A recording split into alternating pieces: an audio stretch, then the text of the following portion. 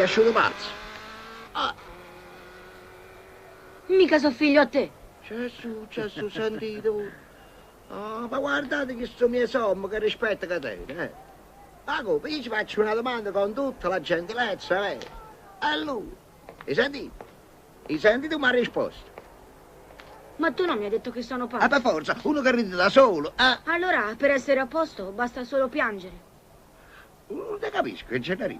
Ma tu volessi pigliare per fessa a me? Chi? Io? Ci mancherebbe pure che un bambino pigliasse in giro uno più grande di lui. Ah, A lui voleva scherzare.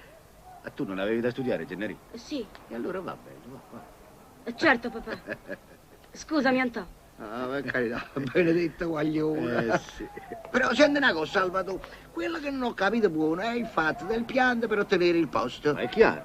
Basta che osservi quanto si piange per avere un posto. L'hai fatto pure tu. Io? Ti sei scudato? Io mi sono messo a piangere. Ah. Non me ne sono mai accorto.